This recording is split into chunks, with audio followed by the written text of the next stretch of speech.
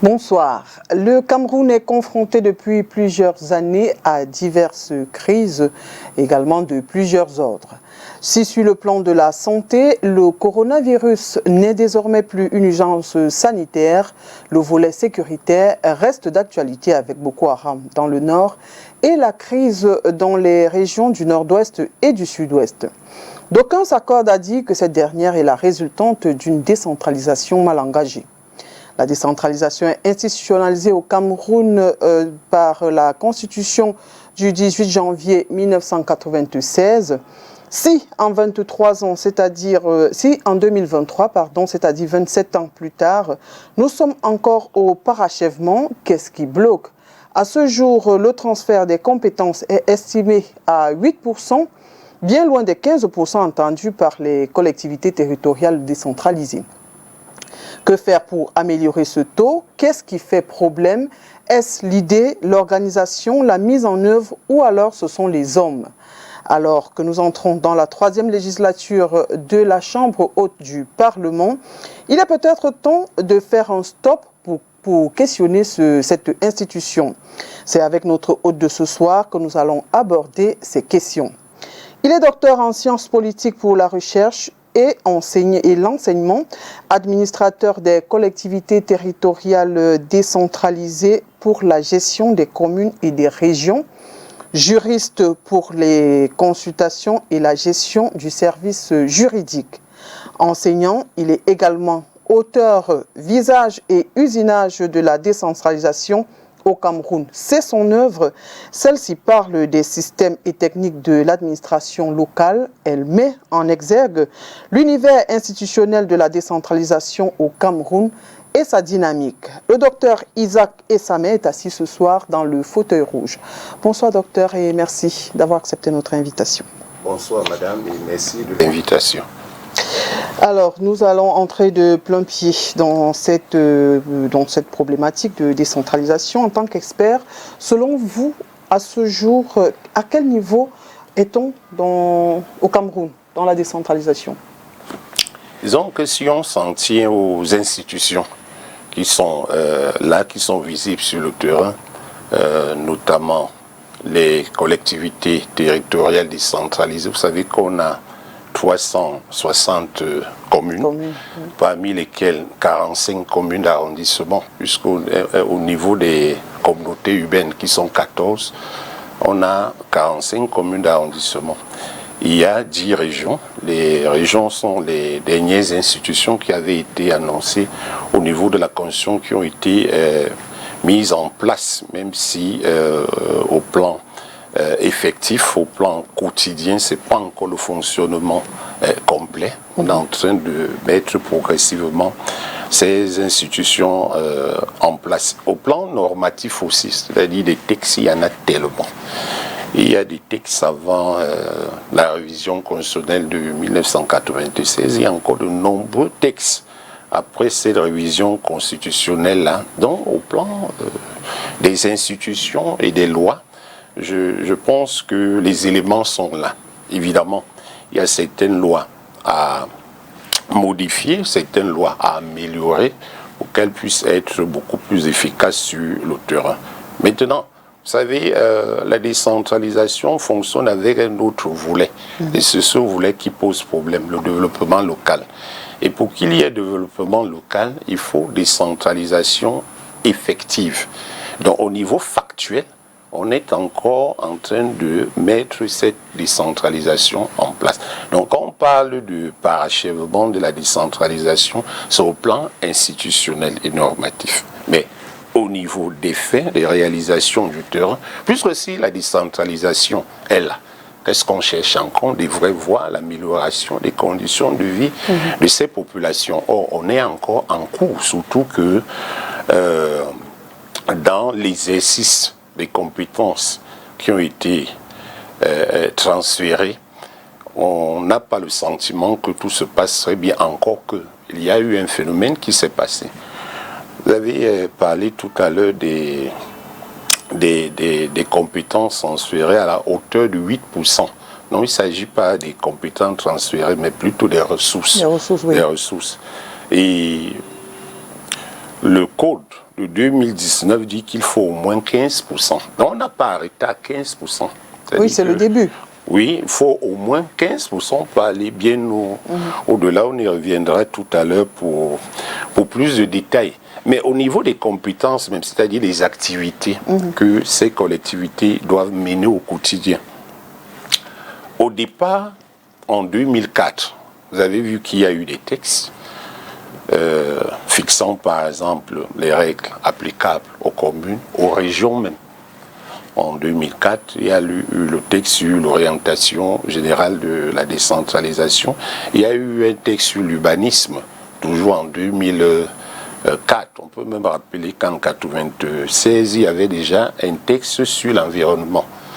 Donc, quand vous regardez tout cela, vous allez vous rendre compte que ces textes qui avaient été pris jusque-là, c'est à partir de 2010 qu'on commence à indiquer aux collectivités territoriales comment exercer les compétences transférées.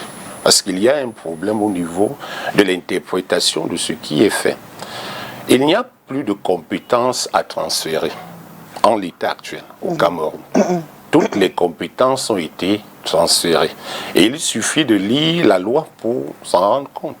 Si vous allez dans les textes de 2004, vous revenez dans 2019, on va vous dire que les compétences suivantes sont transférées aux communes, aux communautés urbaines, aux régions. Il n'y a pas un problème de transfert de compétences. Il y a un problème de réception de compétences et de leur exercice. Réception de compétences et leur exercice. Or, pour que, effectivement, il y ait réception des compétences, il faut déjà que les bénéficiaires, c'est-à-dire les élus locaux, comprennent ce que c'est. C'est-à-dire qu'on a le législateur à transférer les compétences. Il faut savoir que les compétences ont été transférées. Commencez donc à les exercer. Mais il y a un hic. Le hic, c'est qu'on va vous dire, il faudrait que le Premier ministre prenne un décret qui indique les modalités techniques d'exercice, pas de transfert, d'exercice de compétences. C'est-à-dire que c'est le texte réglementaire qui dit comment les compétences qui ont été transférées seront exercées. À la suite du Premier ministre, il faudrait que le ministre concerné prenne à son tour un arrêté portant cahier de charges d'exercice de ces compétences transférées. Et donc, tant qu'on n'a pas ces actes réglementaires, les maires se retrouvent en difficulté. Heureusement pour eux, en 2010, comme je vous le disais, les textes ont commencé à être pris en matière d'éducation de base, par exemple. Vous savez que jusqu'en 2016, on était déjà à 92%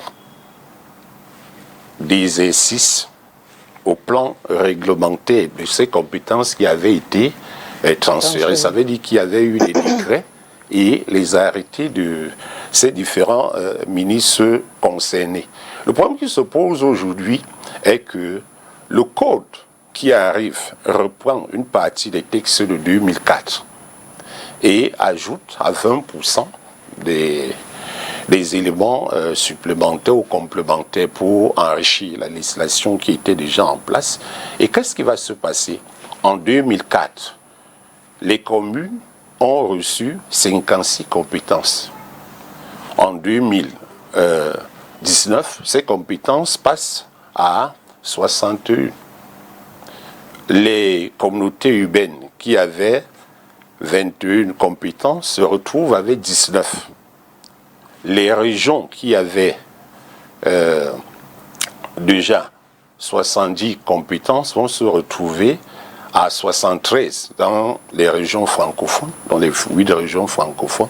les régions ont 73 compétences à exercer et 76 du côté anglophone, puisqu'on a ajouté des compétences concernant le système éducatif et le système judiciaire qui est là-bas. Et le problème maintenant, c'est que l'article 18 rappelle que pour l'exercice de ces compétences-là, qui sont reconnues, il faudra encore un décret du Premier ministre. Donc, si vous n'avez pas ce décret concernant l'exercice des compétences, vous ne pourriez pas. Et vous voyez qu'au niveau des régions, le président de la République est en train de prendre progressivement des décrets pour que les ministres puissent faire la suite. Donc, voilà un peu la situation actuelle au Cameroun qui fait en sorte que, on voit qu'il y a une avancée, mais une avancée qui n'est pas suffisante, une avancée qui n'est pas convaincante. Alors, pour qu'elle soit donc convaincante ou effective, comme vous l'avez dit, c'est-à-dire qu'à ce stade-ci, qu'est-ce qui reste à faire pour qu'elle soit, selon vous, effective? Pour que tout soit effectif et qu'on puisse arriver à l'objectif, je pense, de ce que le président lui l'avait prévu à partir de 87, parce que c'est dans son ouvrage pour le libéralisme communautaire qui a été réédité en 2018. Eh bien, il faudrait que la planification soit respectée. Si la planification est respectée, les choses vont aller de l'avant. Quels sont les éléments qu'on met dans cette décentralisation, pour atteindre cette décentralisation effective-là? Quels sont les éléments Les éléments sont de plusieurs natures. Les éléments sont de plusieurs natures. Vous vous êtes rendu compte que, au plan objectif, les facteurs que vous avez évoqués vous-même, les crises sanitaires, crises sécuritaires, ajouter à cela les crises économiques et financières n'ont pas toujours aidé. Donc, il faut travailler sereinement et sérieusement pour qu'on puisse réduire à leur plus simple expression les différentes crises qui se présentent et qui constituent un défi pour le Cameroun aujourd'hui. Donc, on pourrait très bien partir par là. Si on arrive à le faire, ce qui n'est pas évident, parce que cela ne dépend pas toujours du Cameroun seulement. Vous savez, quand il y a crise, il y a une crise qui peut avoir une origine interne, mais il y a aussi des crises qui viennent de l'extérieur. Et quand ces crises-là arrivent, vous ne pouvez pas agir. Vous allez ramer au rythme de la communauté internationale, parce qu'il y a des contraintes qui ne permettent pas toujours de mettre sa propre politique.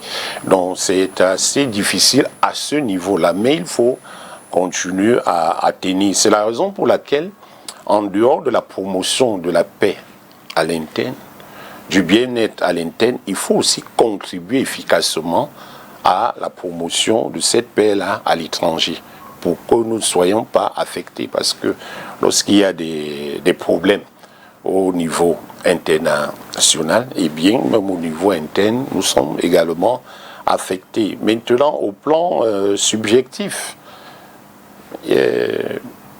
le gouvernement, chaque année, vous voyez qu'il y a un programme qui est mis sur pied. Mais est-ce que les objectifs sont atteints? Oui, moi je parlais de planification. Lorsqu'on a par exemple planifié lors du premier transfert des compétences en 2010, que ça sera pour 5 ans. Donc ça devait partir de 2010 à 2014. Or, nous sommes allés jusqu'en 2016 pour qu'on puisse voir effectivement les textes réglementaires qui devaient indiquer comment ça se passe. Aujourd'hui, on est revenu à une sorte de blocage. Pourquoi? On a ajouté de nouvelles compétences. Je vous prends un exemple. Avant, dans les compétences économiques de la commune, vous aviez 5. On a ajouté une 6e compétence qu'on appelle l'exploitation des ressources naturelles non concessibles. Vous avez vu toute la bagarre qu'il y a au Cameroun avec l'exploitation des carrières, c'est bien cela, avec l'exemple que nous avons eu en Djombe. Oui. Voilà.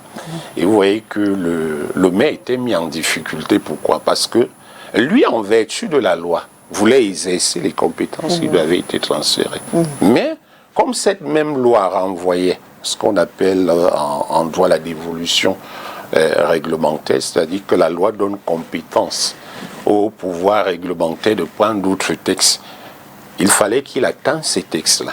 Il a été bloqué jusqu'à ce que, malheureusement pour lui, il s'en aille comme ça. Donc, il fallait le décret du Premier ministre sur ces questions.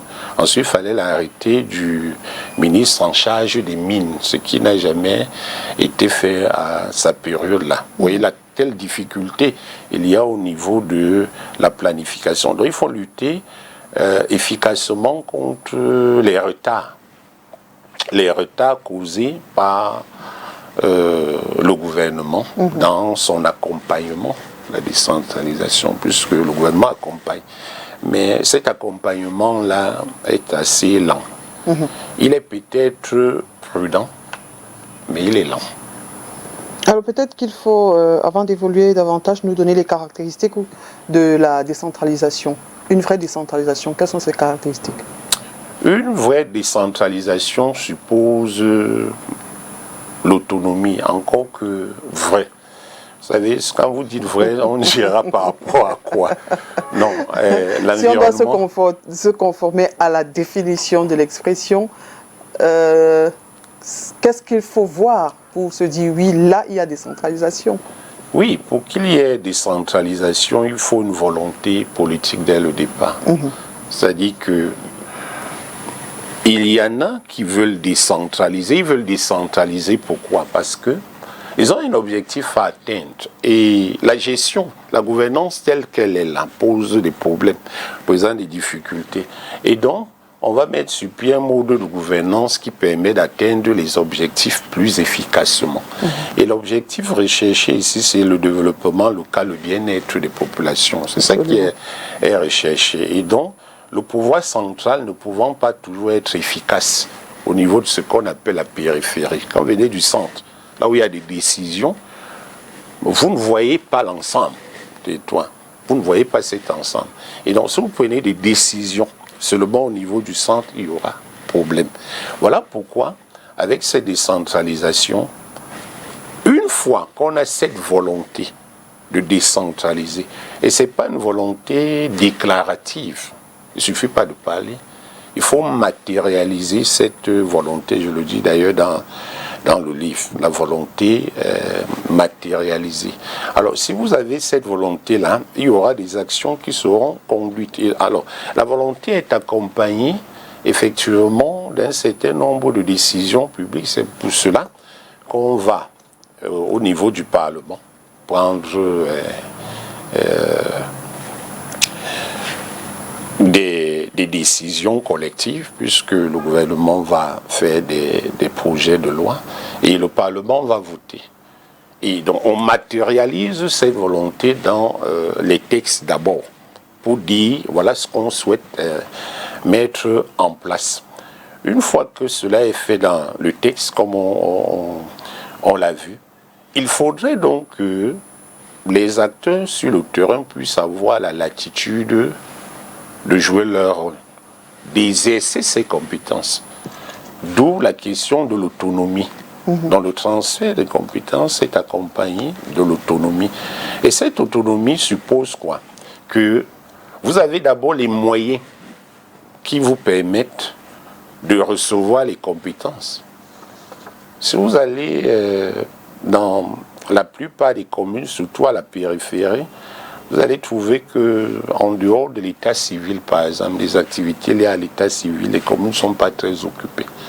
Parce qu'au niveau de l'état civil, on vient au quotidien pour les actes d'état civil et autres. Mais des activités, des projets de développement sont là. Pourquoi?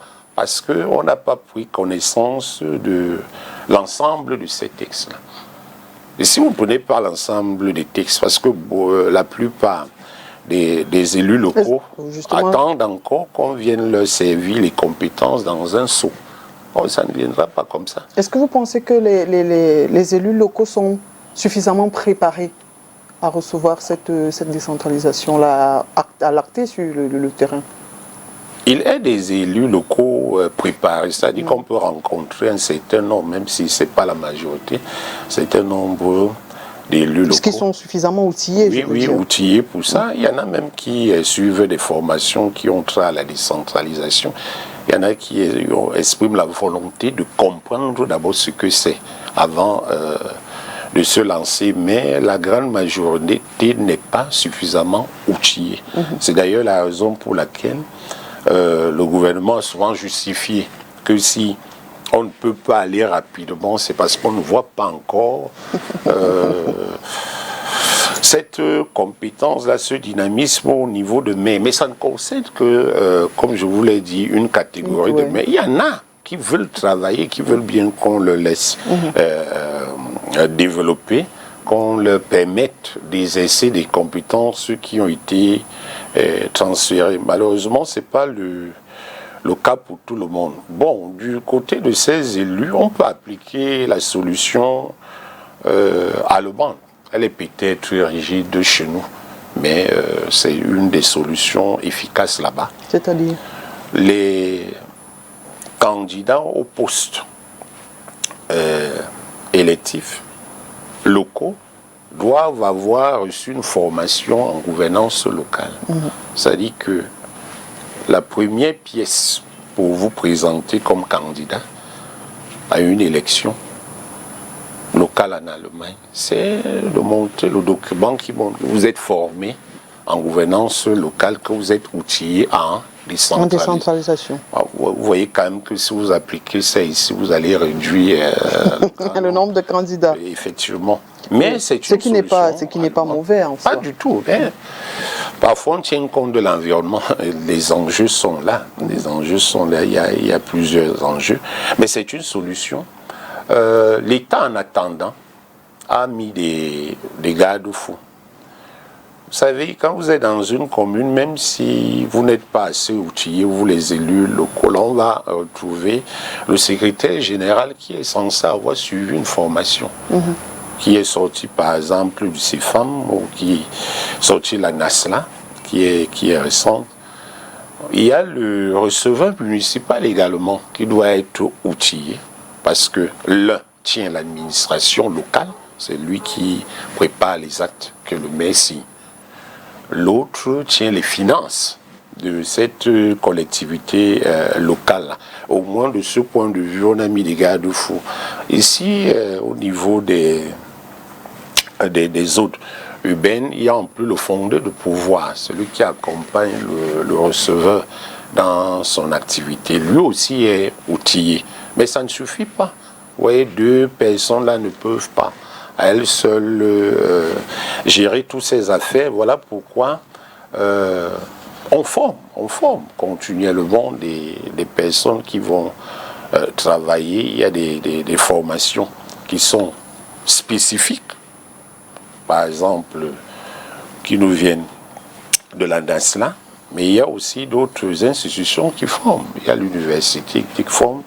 Il y a les IPES qui forment, il y a d'autres centres, mais il faut que cette formation-là, les bénéficiaires eux-mêmes soient sérieux, parce qu'il y en a aussi qui veulent juste des papiers. Très bien. Dites-nous, quelle est la différence entre la déconcentration et la décentralisation, et plus loin on va parler de la différence entre le fédéralisme et la décentralisation? Bien. Disons tout de suite que les deux sont des techniques de décongestionnement de l'État. C'est-à-dire que l'État est là, mais il est très musclé et centré là. Il faudrait le rendre plus souple pour qu'il puisse être efficace au niveau de son action. Et donc, la déconcentration est une technique d'organisation de l'État, effectivement, par laquelle l'État va déléguer une partie de ses pouvoirs aux entités déconcentrées qui sont au niveau de la périphérie. Là. Donc, si vous prenez le cas du Cameroun, quand on vise la déconcentration, vous allez voir que le président de la République et les ministres sont d'abord représentés au niveau de la région. Les gouverneurs sont là. Département, vous trouvez les préfets. Au niveau des arrondissements, des sous-préfets. Donc le fait qu'il y ait des régions, circonscriptions administratives, les départements et les arrondissements induit déjà la déconcentration. Et s'il y a délégation de pouvoir, c'est-à-dire que celui qui agit au nom du centre, prend des décisions au nom du centre, et il y a un contrôle hiérarchique, c'est-à-dire que c'est le supérieur qui contrôle ceux qui prennent des décisions au niveau de la périphérie.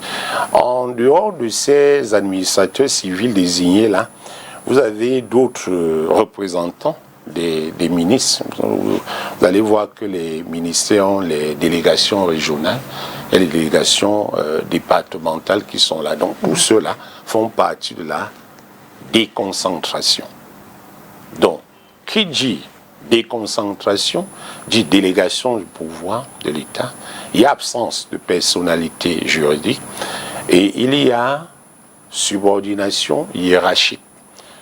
Maintenant, la décentralisation, quant à elle, est une technique d'organisation administrative par laquelle l'État transfère, ce n'est plus la délégation de pouvoir, mais transfère une partie de ses compétences et de ses ressources aux collectivités décentralisées qui bénéficient d'une autonomie administrative et financière, mais qui restent soumises au contrôle de l'État.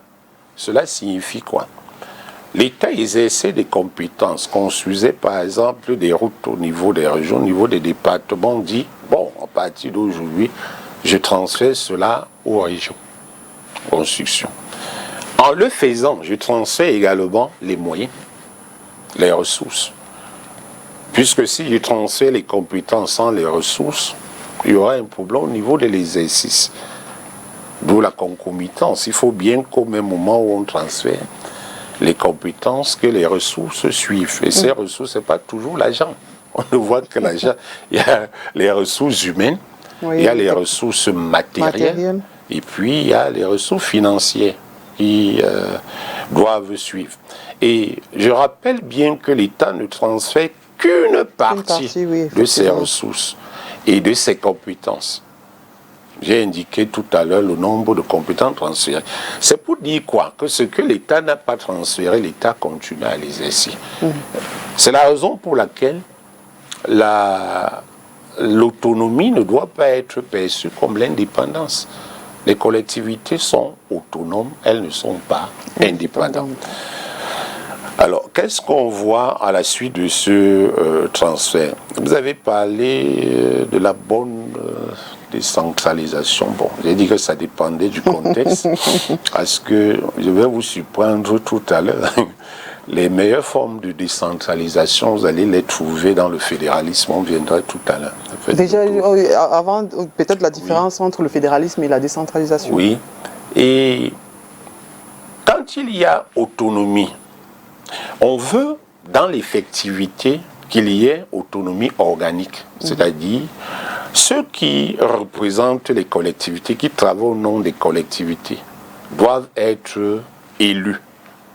S'ils sont élus, on parle donc d'autonomie organique. S'ils ne sont pas élus, il n'y a pas d'autonomie organique. Tenez par exemple, avant les élections de 2020, vous le savez, nous avions encore les délégués du gouvernement ici.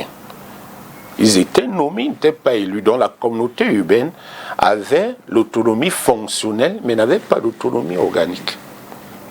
Depuis ces élections, la communauté urbaine a désormais l'autonomie organique. Ils sont vraiment élus? Oui, il y a élection. Maintenant, les formes, toutes les stratégies qu'on met en place, c'est autre chose. Okay. Mais il y a les élections. Dès lors qu'il y a des élections, même si le suffrage est indirect, ça reste le suffrage. Ils sont élus les adjoints aussi, donc la question a été réglée. L'autonomie fonctionnelle, vous prenez vos décisions au quotidien, vous gérez vos affaires, vous recrutez le personnel que vous souhaitez, vous développez vos projets. Et l'autonomie financière, vous avez votre budget, vous avez vos fonds, c'est vous qui budgétisez.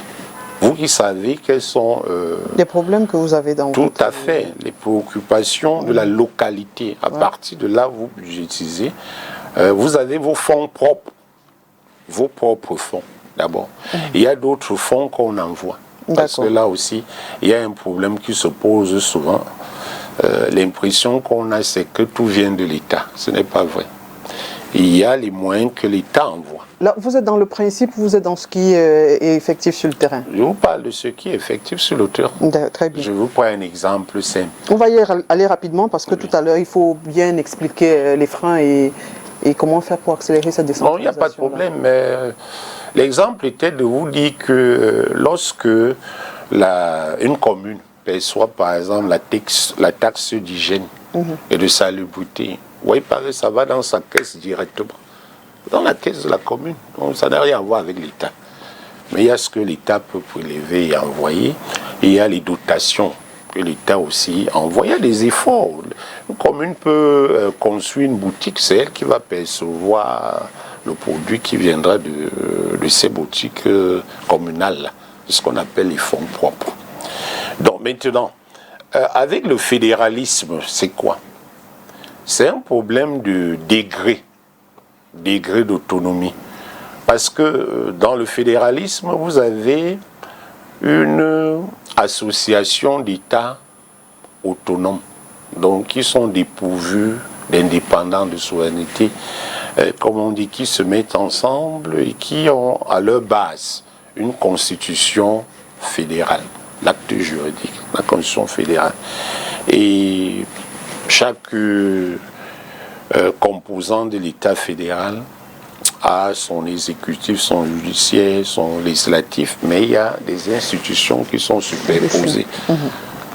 Il y a donc des principes qui accompagnent cela, le principe de participation par exemple, il faut des représentants, le principe de superposition qui est là puisque les instances fédérales coiffent toujours les instances fédérées et la forme dépend.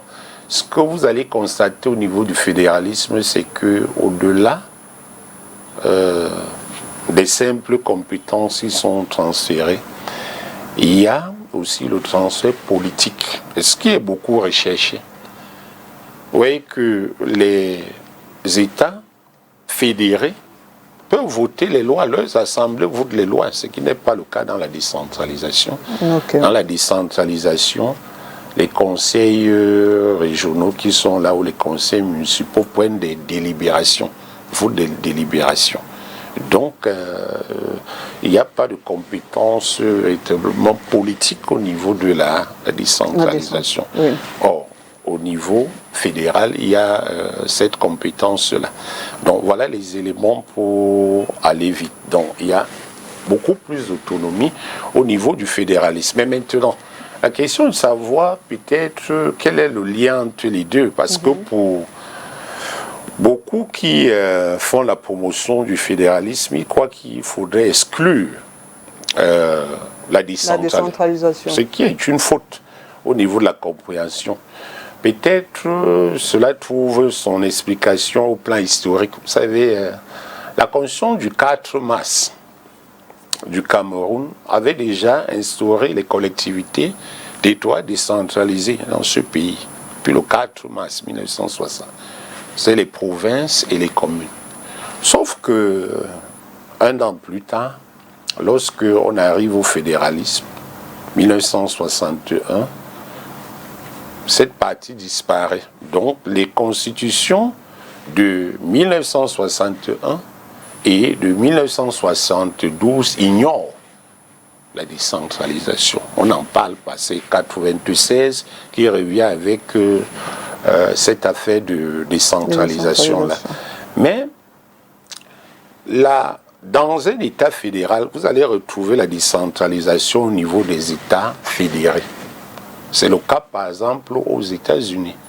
Donc, il y en a qui ne voient que les États-Unis comme État fédéral. Alors que dans cet État fédéral, vous avez des États fédérés où on retrouve les communes.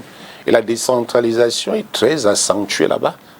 Donc c'est l'un des États où on retrouve une décentralisation très poussée au niveau des États fédérés. C'est la même chose que vous rencontrerez en Belgique.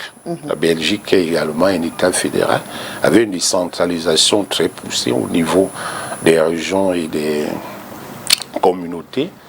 Vous rencontrerez la même chose en Allemagne. Vous avez l'État fédéral, vous avez les régions qui se présentent comme des États fédérés et à l'intérieur, vous avez les collectivités territoriales décentralisées. Donc, on peut avoir une coexistence de ces types d'organisations-là sans pour autant que cela ne gêne qui que ce soit. On peut aussi faire le choix exclusif de ne pas avoir la décentralisation en fonction des rapports de force et des rapports politiques qui se présentent. Alors, à votre avis, est-ce qu'on a peur, lorsque vous observez l'environnement, est-ce qu'on a peur du fédéralisme au Cameroun? La question, je la pose parce qu'on se rappelle, au Grand Dialogue National, cette question a semblé heurtée. D'ailleurs, elle ne devait pas être au cœur des échanges. Est-ce que lorsque vous observez aujourd'hui, c'est qu'il y a comme une crainte de la décentralisation? Du fédéralisme. Du fédéralisme, pardon. Effectivement, il y a une crainte du fédéralisme pour la simple raison que il y a des velléités sécessionnistes qui sont là. C'est-à-dire que dès que vous parlez de fédéralisme, je vous ai dit qu'il y avait une grande autonomie politique là-bas. Donc la tentation est grande à un moment donné, à la suite du fédéralisme, de vouloir demander l'indépendance. On l'a vu en Éthiopie avec l'Érythrée. Donc c'est cela. Donc on a peur de cela. Et puis c'est pas le choix politique du gouvernement actuel. Vous savez que généralement, ce sont ceux qui gagnent les luttes politiques, qui définissent, qui font des choix. Ce n'est que le rapport de force qui peut inverser la tendance. Il y a cette crainte-là. Mais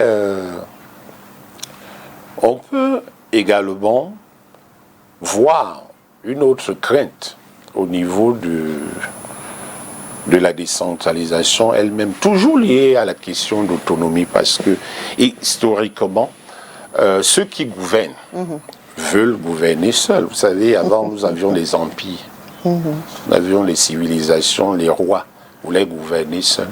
Donc même lorsqu'on a eu l'État moderne, les représentants de l'État ne voulaient pas lâcher du lest. Vous savez, même en France, il a fallu des batailles énormes pour arriver à concéder la décentralisation. Qu'on a vu la plus grande réforme à partir de 1982, en tout cas entre 1982 et 1985. Donc ce n'était pas facile. On a déjà été un État fédéral, vous savez, entre 1961 et 1962. Donc le Cameroun n'est pas en dehors de la culture du fédéralisme. Il ne faudrait pas simplement que ce fédéralisme entraîne des problèmes, entraîne la division. La session, oui. Oui, c'est ça. On craint effectivement qu'il y ait cette division-là. Mais ça va aussi dans la démocratie, ce sont les choses qu'il ne faut pas avoir peur de débattre. Le débat n'est qu'un débat. Quand vous faites un débat, d'ailleurs, on ne fait pas des débats pour être d'accord avec les gens. On fait des débats pour pouvoir recueillir des points de vue, pour voir des sensibilisations, la sensibilité des uns et des autres. Évidemment, il peut arriver que des points de vue, à la suite d'un certain nombre de propositions, convergent. Ça peut arriver. Mais il peut aussi arriver qu'on ne soit pas d'accord. Tout cela fait partie de la politique. Donc, on discute, on débat, on échange. Toujours est-il qu'on recherche ce qui est mieux pour l'ensemble de la communauté nationale, ce qui est souvent recherché. Mais je veux aussi vous dire, il est difficile en l'état actuel de trop envisager le fédéralisme, pour la simple raison que ceux qui combattent la décentralisation ont perdu de vue que le point de départ d'implémentation de la décentralisation en Afrique? C'est le Cameroun, on ne le sait pas. Non pas en ce sens que le gouvernement camerounais implémente, mais en ce sens que l'organe technique de l'Union africaine chargé de la décentralisation a pour siège le Cameroun. Vous trouverez au quartier Lonkak à Yaoundé, ce qu'on appelle la CADEL, oui, la Conférence africaine de la décentralisation et développement local. Et c'est depuis 2011. Signé en 2010, l'accord siège en 2011. Vous voyez, le Cameroun était cadré par cette affaire de décentralisation. On est signataire de la charte africaine de la décentralisation et du développement local. Vous voyez d'où vient la désignation du ministère. Oui, oui, c'est cela. Donc, le Cameroun, c'est l'esprit de la décentralisation. Mais tant qu'elle n'est pas effective, c'est-à-dire qu'elle impacte le quotidien, toujours... Parlons donc des freins. Qu'est-ce qui nous empêche d'être donc dans cette décentralisation effective? Tout à l'heure, vous avez relevé que les élus ne sont pas toujours ou tous outillés. Mais quels sont les autres freins? On va les prendre, on va les présenter de manière organisée.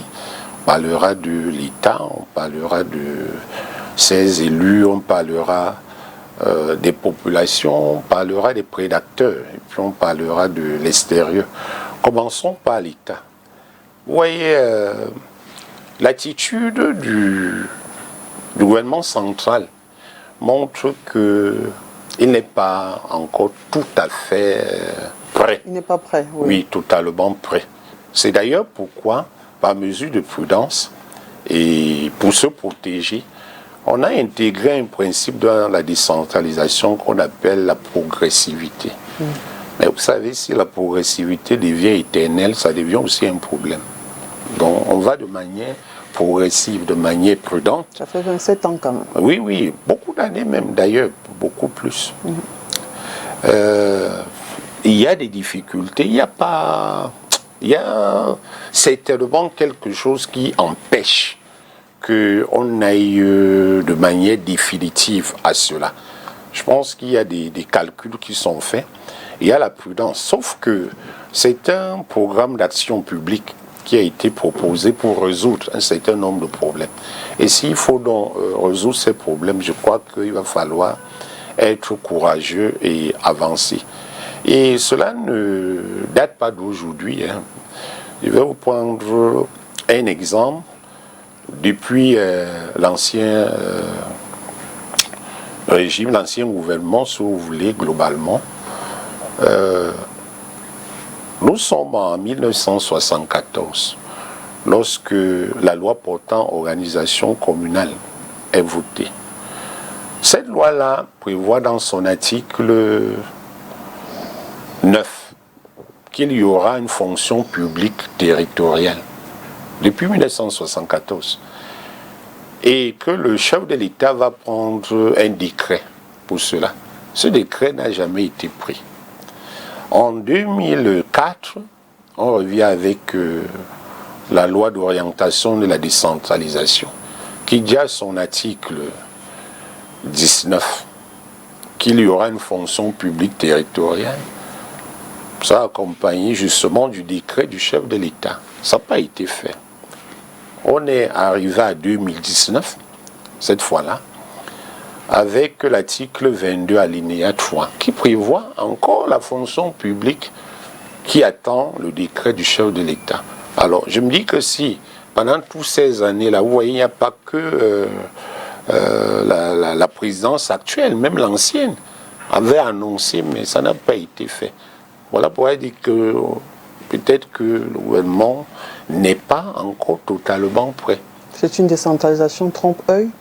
Bon, peut-être pas trompe-œil, mais qui prend du retard. Ou alors, comme on dit chez nous, on a vendu la chèvre, mais on tient la corde. Oui, on peut le présenter comme ça. Il y a même une formule dans les politiques publiques qui permet de caractériser ce schéma-là, c'est l'incrémentalisme. L'incrémentalisme, c'est une approche dans la gouvernance qui voudrait que on procède par petits dosages. Or, les petits dosages font en sorte qu'on avance à petits pas. Vous avez l'impression que rien n'est fait. Parfois, c'est le statu quo. Et donc, quand on regarde au niveau de l'État, c'est cette prudence-là. Mais c'est aussi, je vous l'ai dit historiquement, le refus de toujours partager. Vous savez, ce n'est pas facile quand on a le pouvoir de le partager. Il faut des négociations, il faut des rapports de force. Vous arrivez au niveau des élus locaux, oui, qui ne sont pas toujours outillés dans leur ensemble, même s'il y en a qui sortent du lot, je l'ai dit. Vous allez trouver des maires assez dynamiques sur le terrain qui font des choses appréciables et qui demandent davantage des moyens. Mais il faudrait que la majorité de ces élus locaux-là soient outillés, formés véritablement, qu'ils sachent ce qu'il y a à faire et comment le faire. Comment le faire. Mais vous allez même aussi les former. Ils sauront quoi faire. Il y a des calculs personnels qui ne permettent pas toujours d'atteindre des objectifs. Qui ne permettent pas toujours d'atteindre des objectifs. Et pour que cela soit réglé, souvent, il faudrait une effective participation des populations locales. Comme en Tanzanie. En Tanzanie, je vous assure, la population est très impliquée dans les affaires locales. Donc, ce n'est pas qu'une déclaration. Ça ne s'arrête pas au moment des élections, que dès qu'on a choisi les représentants, on tourne le dos et puis ce sont seulement les amis du maire qui viennent. Non. Ici, les actions quotidiennes, les populations s'impliquent, suivent. De telle sorte que quand il y a un projet, les populations, le mot a dit, et vont jusqu'à surveiller les dépenses qui sont faites. Voilà pourquoi il y a moins de problèmes. Et s'il y a un désengagement des populations, les textes leur demandent de s'impliquer. Elles ne sont pas assez intéressées. La vie est parfois difficile. Donc elles développent leur centre d'intérêt ailleurs. Et pourtant, la décentralisation, c'est d'abord pour ces populations-là. Donc il faut leur implication qu'on ne voit pas toujours. Il faudrait que ces populations viennent aider, et les maires, et même les gouvernants. Parce que vous avez suivi le président de la République dit la dernière fois, je vous ai compris. Vous avez manifesté le besoin de gérer vos affaires. Donc, ça, c'est du point de vue de l'écoute. Donc, c'est cela. La demande est de plus en plus forte et manifeste, sans pour autant verser dans le désordre. Je pense qu'à chaque fois, on va améliorer. À côté de ces maires et des populations, vous avez maintenant les prédateurs. Les prédateurs de la décentralisation sont tous ces entrepreneurs qui profitent de cette situation-là.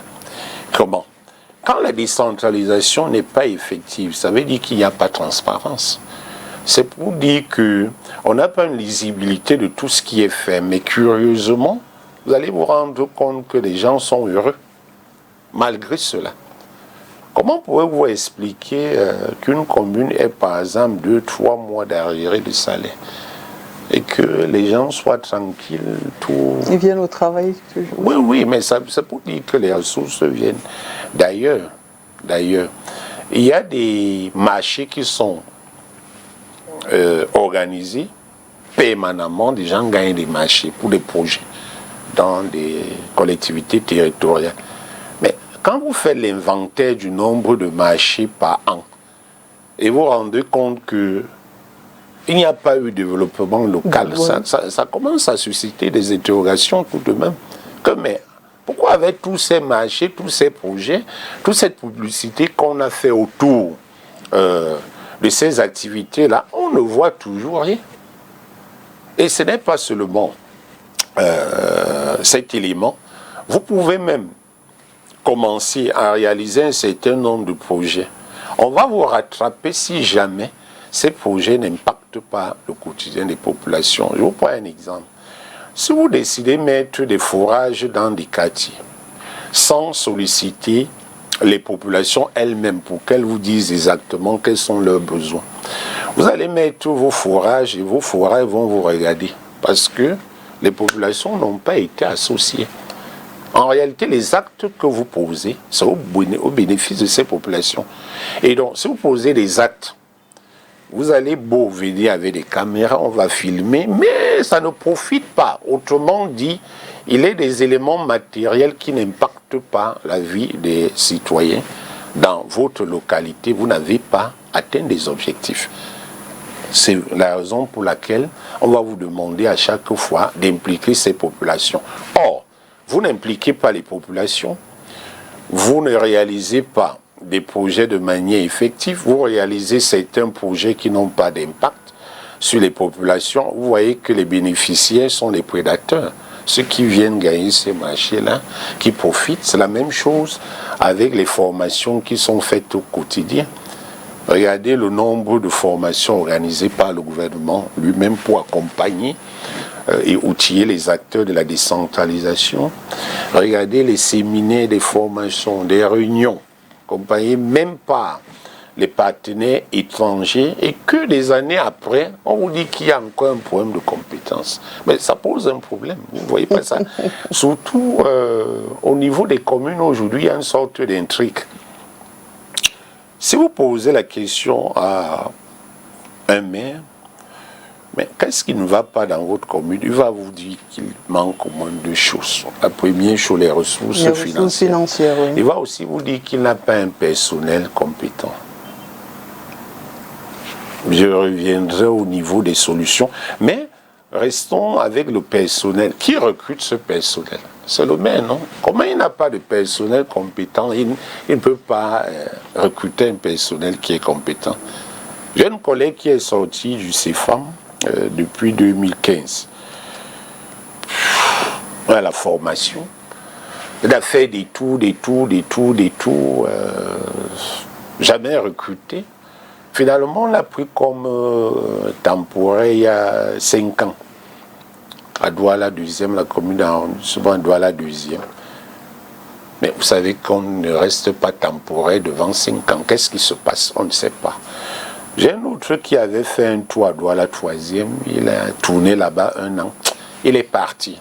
Je vous parle là des personnes formées par l'État lui-même. L'État a formé des personnes, mais qui ne trouvent pas d'emploi pour certains. Il y en a qui sont déjà dans les communes lorsqu'ils vont en formation. Tant mieux pour ceux-là. Il y a d'autres qui n'y sont pas encore, mais qui ont peut-être le bras long.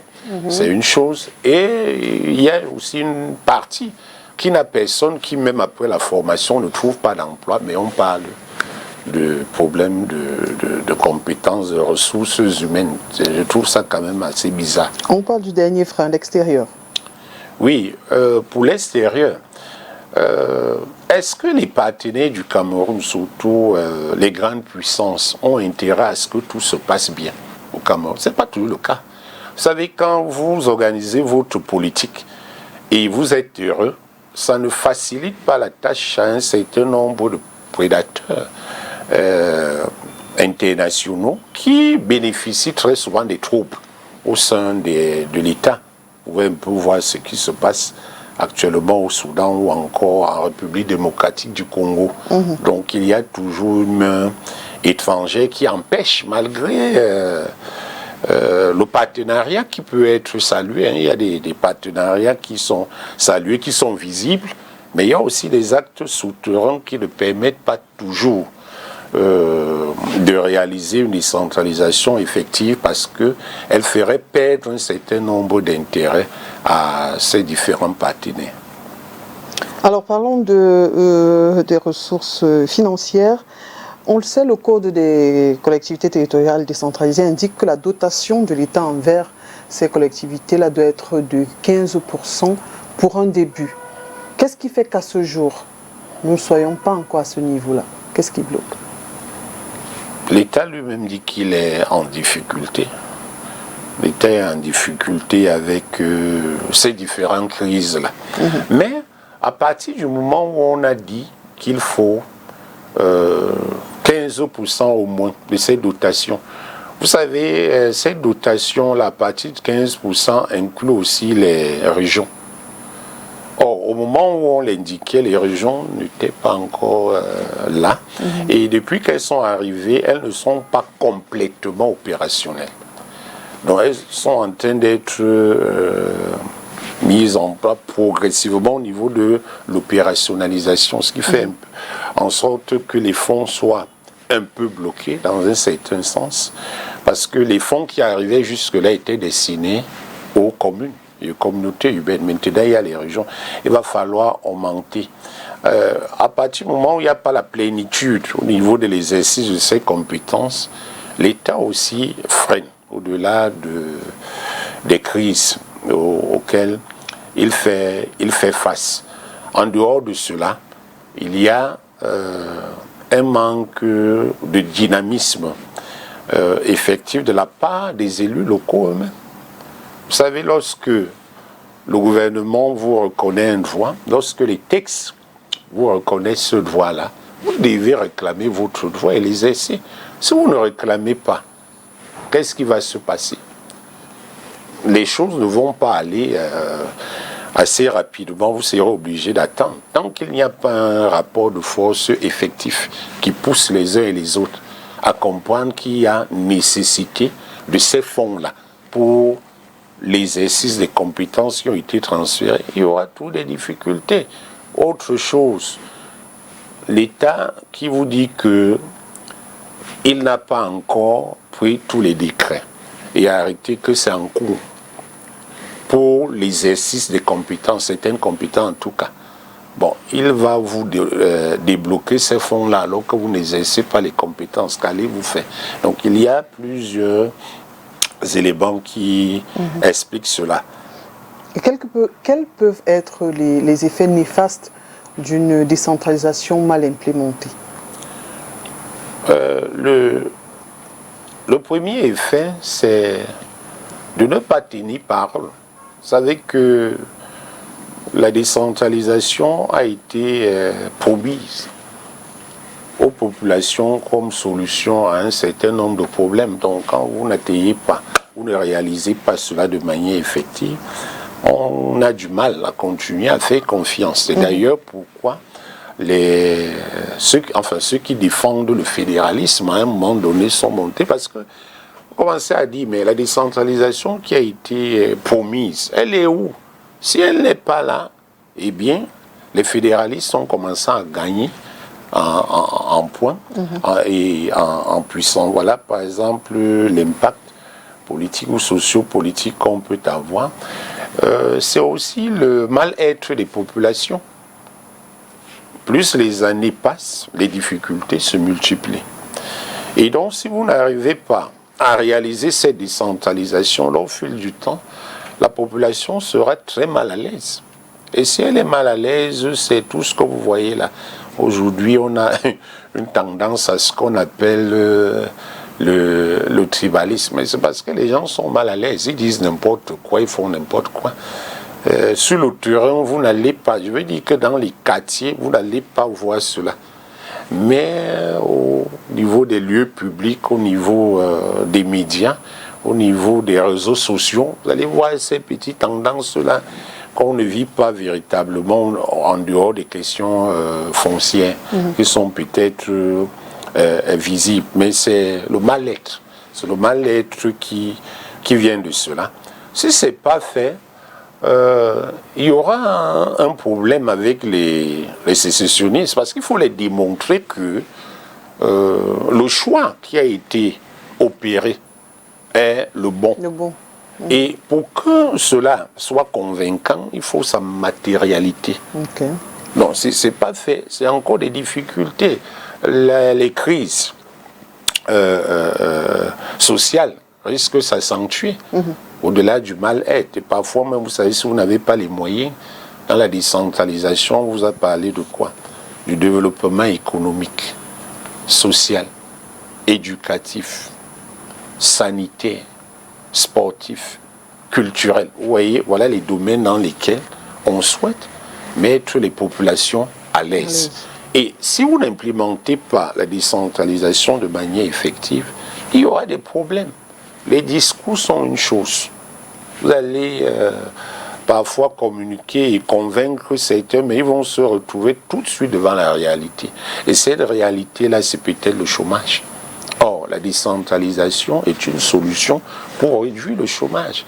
Il y a ce qu'on appelle le développement de l'économie locale, qui est une solution. Donc,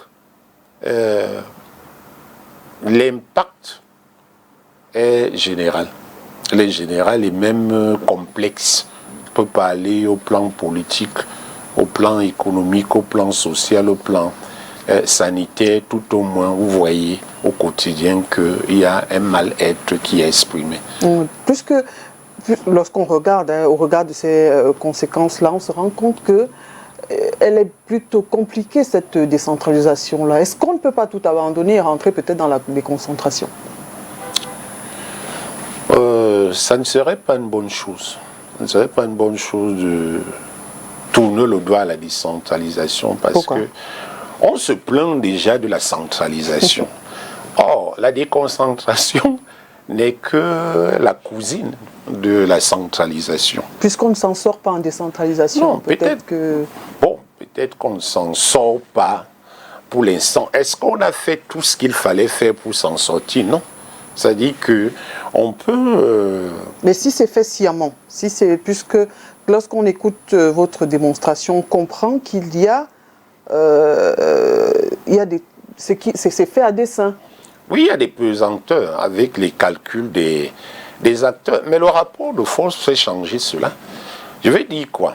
Si les maires sont vraiment attachés à la décentralisation, les maires ont une association, les communes et villes unies du Cameroun. D'ailleurs, il y a le président Augustin Tamba qui est là-bas, qui travaille. Mais qu'est-ce qui fait en sorte qu'il n'y ait pas une sorte de rapport permettant de faire constater qu'il y a un problème sérieux et qu'on peut aller beaucoup plus vite et qu'on peut avoir des choses. Je vous ai parlé des différents pesanteurs tout à l'heure, mais tout cela peut être réglé. Tout cela peut être réglé. Donc, on n'a pas à revenir à la déconcentration, c'est pour avec sa centralisation. Vous donnerez raison à ceux qui veulent partir ou à ceux qui veulent le fédéralisme. Non. La décentralisation peut être réalisée au Cameroun. Alors, puisque nous sommes condamnés à avancer dans cette décentralisation-là, qu'est-ce qu'il faut faire concrètement?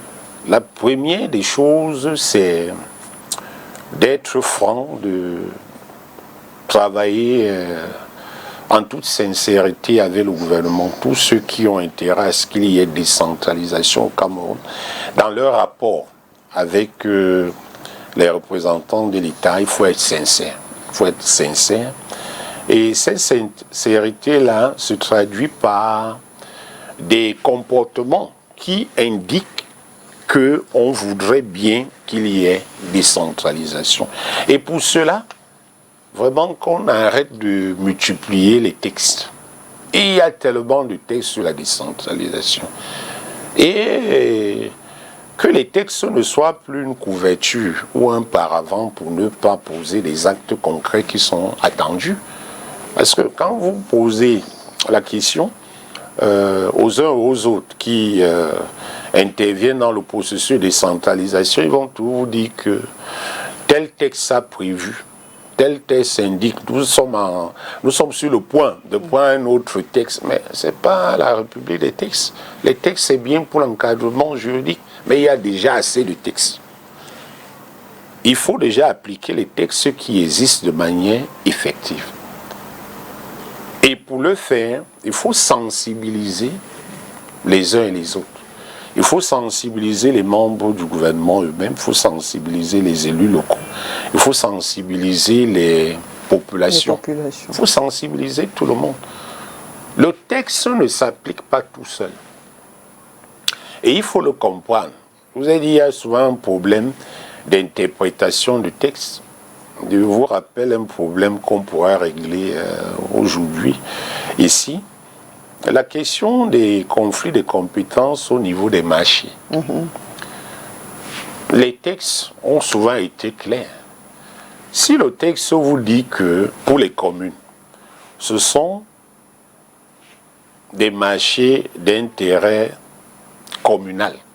Mais sur le marché d'intérêt communal, c'est la commune. C'est la commune. Si c'est d'intérêt communautaire, c'est la communauté urbaine. Où est le problème? Or, le problème, c'est précisément que je vous prends le cas du marché central de Douala, 600 millions de francs par an à gérer. Et donc, quand vous avez tellement d'argent à gérer, ça suscite des appétits. Chacun veut contrôler. Chacun veut contrôler. Or, cet argent est destiné au développement de ces localités. La commune d'arrondissement de Douala 2e est sur l'espace territorial couvert par la communauté urbaine. Autrement dit, quand la commune d'arrondissement pose un acte, ça profite à la communauté urbaine de Douala. Et quand la communauté urbaine de Douala pose un acte au niveau de l'espace qu'occupe la commune d'arrondissement de Douala 2e, ça profite. Il y a eu un conflit. Chacun a développé ses arguments alors que les textes étaient clairs. Le législateur de 2019 est allé plus loin. Si vous allez lire les compétences, avant c'était clair. Pour les communes et les communautés urbaines. 2019 a enlevé, a retiré cette compétence, la gestion des marchés, aux communautés urbaines. Prenez le code, vous allez voir nulle part. Si vous prenez la loi de 2004, vous allez voir que les équipements marchands d'intérêt communautaire, c'est la communauté urbaine. Mais dans la loi de 2019, ça n'existe pas. Mais on a gardé cela, ça a été conservé pour les communes. Et donc les communes d'arrondissement peuvent gérer ces marchés. Donc vous dirons qu'on a parlé de l'aménagement des espaces intercommunautaires. Et donc si les marchés rentrent dans l'intercommunalité, ça devrait peut-être revenir aux communautés urbaines, mais je pense pas, c'est une mauvaise interprétation des textes. Là, vous voyez que c'est les textes eux-mêmes qui apportent des solutions aux problèmes. Mais les acteurs, en fonction des intérêts, parfois de l'ignorance, font une mauvaise interprétation de ces textes-là. Donc, les maires des communes d'arrondissement doivent savoir qu'en l'état actuel, tous ces marchés-là rentrent dans leurs compétences puisque la loi de 2019 a retiré expressément cette compétence-là aux communautés urbaines. Et même si vous allez au niveau de l'argument d'aménager, nulle part il est écrit que cette communauté urbaine peut construire, comme c'était le cas avant, gérer les marchés, non, c'est marqué nulle part. Donc voilà un exemple d'information permettant de régler parfois ces conflits inutiles qu'on voit. Toujours est-il que dans la gestion financière, la gestion d'argent, ça suscite des appétits, chacun veut contrôler à son niveau. Donc, travaillant au niveau du gouvernement, en ce qui concerne la planification de ce programme d'action publique qu'on appelle la décentralisation.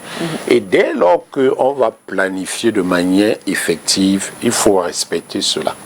Si vous planifiez, vous ne respectez pas. Autrement dit, si on continue dans l'incrémentalisme, on ne verra pas les choses avancer. Ça sera toujours le statut qu'on va multiplier les textes.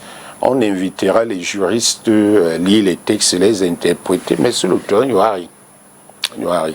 Or, ce qu'on veut, c'est sur le terrain. Dès qu'il y a des transformations sur le terrain, vous verrez les affaires avancer. Le personnel, il faut l'outiller, mais il y a des écoles de formation. Demandez à ceux qui vont se former sérieusement aussi. Parce qu'il y a des gens qui veulent juste des papiers pour occuper des postes. Ils doivent être sérieux. Nous sommes quand même une nation. Donc, quand on travaille, c'est vrai, chacun veut un positionnement, ce qui n'est pas mauvais en soi, mais il y a la République à conduire. Donc, celui qui se forme doit se former sérieusement.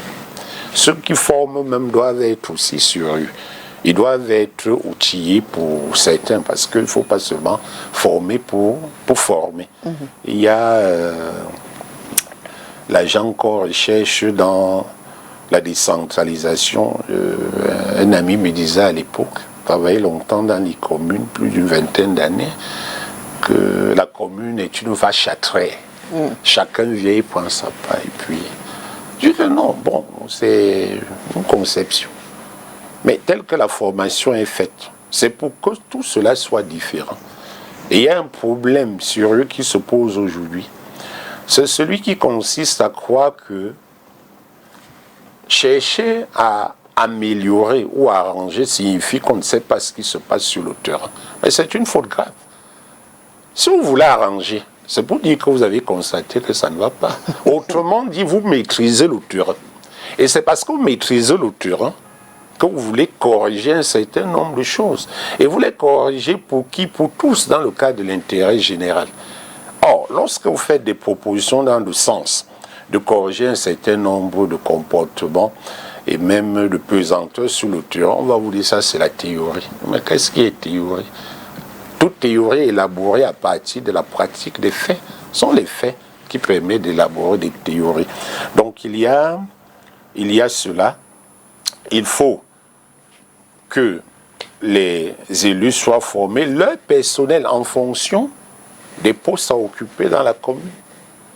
C'est vrai qu'en l'état actuel, dans la plupart des cas, vous pouvez aller vérifier, ce sont des recrutements affinitaires, dont chaque maire qui arrive recrute les siens.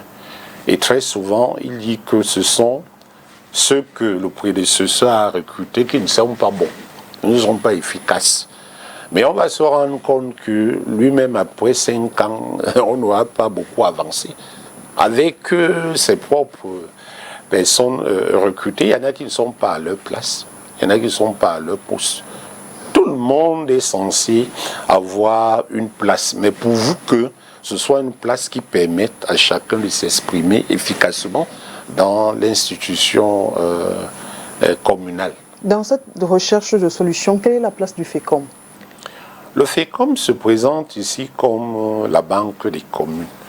En réalité, c'est un instrument efficace qui accompagne les collectivités dans leur financement. Si vous voulez construire par exemple une école, vous n'avez pas assez de moyens, vous adressez au FECOM. Venez donc avec le projet qui sera étudié. Si on estime que le projet est mûr et qu'il mérite d'être financé, sera financé. Voilà une de ses fonctions. Le FECOM, en dehors de ça, joue un autre rôle. Il permet de centraliser les financements qui sont destinés aux collectivités territoriales décentralisées. Comment? Si vous êtes dans une zone forestière et que il y a exploitation de votre forêt communale par exemple, la commune concernée devra prendre 50%. La communauté villageoise qui est là, avant lui réservait 10%, on a annulé, on est revenu à 7,7%. Le reste est envoyé au FECOM pour opérer ce qu'on appelle la solidarité communale, ce qu'ils appellent la péréquation. C'est-à-dire qu'il y a des fonds qui viennent, qui sont centralisés au FECOM et puis redistribués aux communes. C'est cela. Ce sont sa deuxième fonction là-bas. Troisième fonction du FECOM, au-delà des financements et de la centralisation pour la péréquation, c'est la recherche des partenaires. Des partenaires, oui. Le FECOM recherche des partenaires pour les communes. Les communes peuvent elles-mêmes chercher leurs partenaires, mais parfois.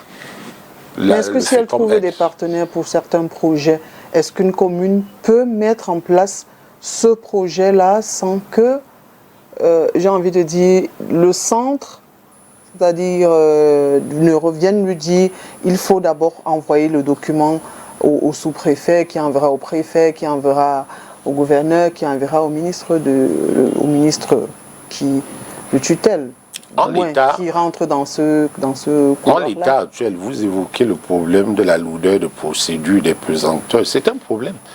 Mais si c'est un projet avec un partenaire national qui est là, le préfet va intervenir au niveau du contrôle. C'est un problème de contrôle. En fait, la tutelle ne vous dit pas ce qu'il faut faire. La tutelle est là pour veiller au respect de la législation en vigueur. C'est-à-dire que si les textes ont indiqué les modalités par lesquelles il faut poser un acte, la tutelle vient contrôler pour voir si cela est conforme. Voilà pourquoi, quand vous viendrez avec votre projet, pour les communes vont l'amener voir vont adresser le projet au préfet pour assurer le contrôle. Si ce sont les régions, il va falloir aller voir le gouverneur. On n'ira pas voir, comment dirais-je, le ministre à Yaoundé.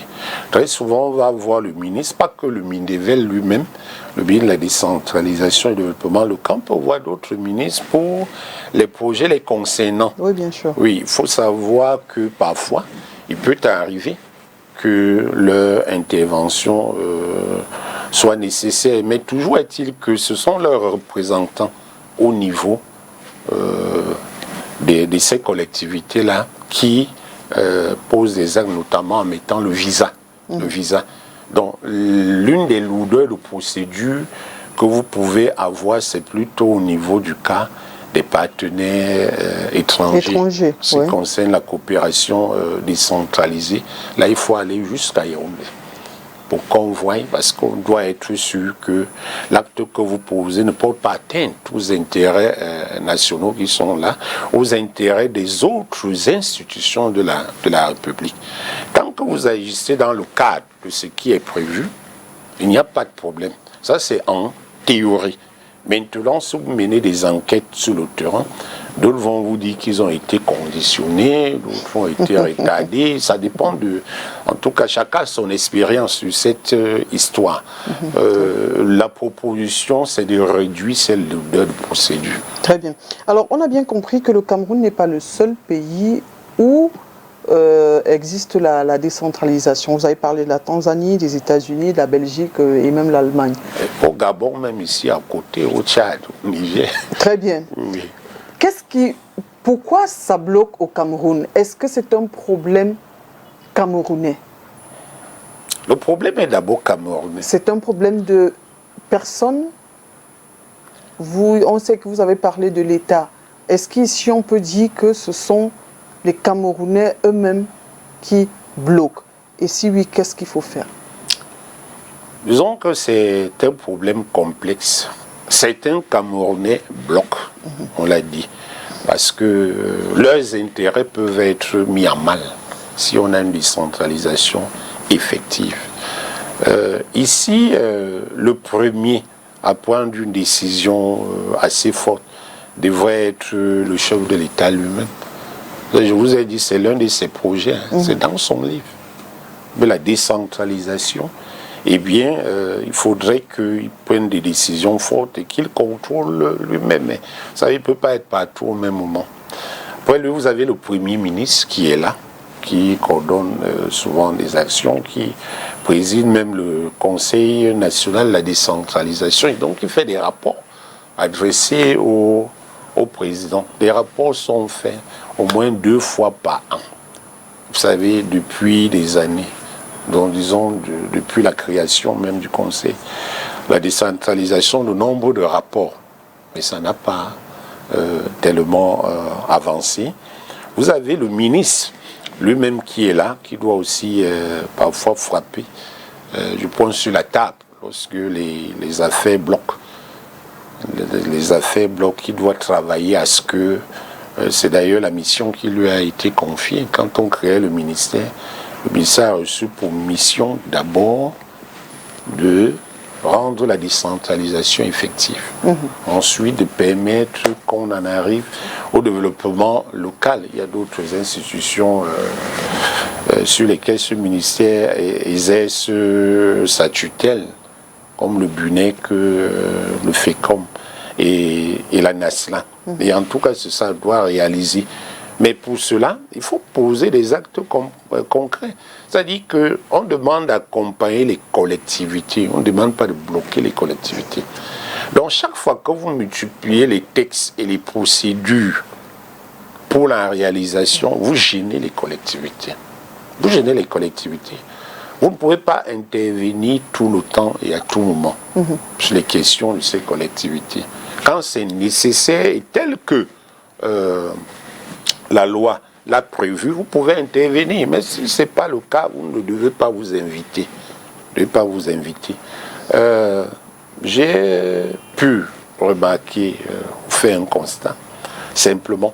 Vous savez, il y a ce qu'on appelle la stratégie nationale de la décentralisation. Pas de la décentralisation, mais la stratégie nationale de développement. Ça, c'est pour l'État. Et il est demandé aux collectivités territoriales décentralisées de se conformer à ces stratégies. Mais il y a un danger. Le premier danger, c'est que si les représentants des collectivités, et toutes les collectivités, n'ont pas été associés au moment où on élaborait la SND là, il y aura problème. Vous ne pouvez pas demander aux gens de vous conformer si vous n'avez pas tenu compte de leurs spécificités. Chaque collectivité territoriale a ses spécificités. Donc si vous les avez intégrés dans la stratégie nationale de développement, c'est bon. Bon, venez. Si vous n'avez pas intégré, l'autonomie demande que chaque collectivité territoriale décentralisée ait sa stratégie locale. C'est d'ailleurs la raison pour laquelle, si l'État a comme outil de développement, d'un côté la stratégie nationale de développement, et de l'autre côté, les plans d'urgence. Les communes ont les plans communaux de développement. Les communautés urbaines, les plans urbains de développement. Les régions, les plans régionaux de développement. À côté de cela, vous avez la stratégie de développement de l'économie locale. En ce sens que chaque collectivité doit s'entendre avec les partenaires publics et privés qui sont dans la localité, en invitant les populations afin de booster l'économie dans la localité. Alors, si vous ne le faites pas, comme c'est souvent le cas, c'est vrai qu'il faut déjà savoir que ça existe, ensuite savoir comment le faire. Si vous n'arrivez pas là, vous allez beau tourner, si vous continuez à suivre de manière systématique les projets dits centraux, on n'aura pas bougé, puisqu'en réalité, vous dites que vous êtes dans la décentralisation, mais vous ne faites qu'implémenter les projets centraux. Vous allez donc décentraliser quoi finalement? Très bien. Dites-nous, les sénateurs qui représentent les collectivités territoriales décentralisées, est-ce qu'aujourd'hui, lorsqu'on est à la 3e législature, on peut dire qu'ils ont vraiment impacté la décentralisation? Les faits indiquent que non, pas vraiment. Et ce n'est pas qu'un problème camerounais, comme je l'ai souvent démontré. Dès qu'on dit décentralisation, on peut bien comprendre l'existence des sénateurs. Malheureusement, vous allez voir qu'il y a une seule ligne dans la Constitution qui vous dit que le Sénat représente les collectivités territoriales décentralisées. Mais, au-delà de cela, vous oubliez que le Sénat, c'est la seconde chambre du Parlement. Les gens ont leurs intérêts ailleurs. Ça veut dire qu'en tant que sénateur, il y a d'autres fonctions qui sont remplies au niveau du contrôle des lois qui sont là, au niveau des propositions des lois qu'on ne voit toujours pas, mais surtout le poste qui assure l'intérim du président de la République, s'il n'est plus là. Vous voyez, c'est le président du Sénat. Donc j'ai relevé ce problème-là également au Gabon, où là-bas, c'est parmi les 5 fonctions reconnues au Sénat, c'est la 5e fonction, à peine 2 mots là qui évoquent les collectivités territoriales décentralisées. Et pourtant, il est demandé justement à ces sénateurs fois qu'on prend une loi, de mettre l'accent sur les intérêts des collectivités territoriales décentralisées. Mais pour cela, il faudrait déjà connaître les problèmes de ces collectivités. Et pour les connaître, il faut quoi? Il faut assister même aux sessions des conseils. Je suppose que c'est prévu. Ils peuvent venir prendre connaissance de ce qui se passe au plan institutionnel. Ils peuvent aller vers les populations ou même indiquer leur dépendance, c'est-à-dire des sortes des espaces où il y a leur secrétariat, ils ont leur bureau et les populations viennent pour soumettre les doléances, poser des problèmes. C'est à partir de là qu'ils deviendront efficaces du point de vue des propositions de loi, du point de vue du contrôle effectif, parce que toutes ces lois qui passent là, ces dernières années, c'est devant les sénateurs. Donc, qu'est-ce que les sénateurs ont fait pour que, effectivement, les collectivités territoriales décentralisées puissent bénéficier de la décentralisation? On ne voit pas réellement. Donc, il y a du travail à faire. Si les sénateurs eux-mêmes avaient compris l'enjeu et comprenaient ce que la loi avait prévu, c'est vrai que moi, je l'ai rappelé au président de l'association des communes et villes unies du Cameroun, en lui disant que vous mettez l'accent sur l'article 25 du Code général des collectivités, qui parle de la dotation à hauteur au moins de 15%. Mais vous ne lisez pas la suite, c'est la suite qui est intéressante. La suite, articles 26 et 27, parle de l'équilibre entre les compétences et les ressources transférées. Ça signifie quoi? Si pour construire les routes départementales, effectivement, l'État utilisait 1000 milliards, c'est un exemple. Une fois cette compétence transférée aux collectivités, on transfère les 1000 milliards. C'est ce que ça veut dire. Donc, l'argent que l'État utilisait effectivement pour exercer une compétence, lorsqu'il transfère cette compétence, ça avait le même montant. Ce n'est pas 15% ou bien un taux ou un pourcentage, pas du tout.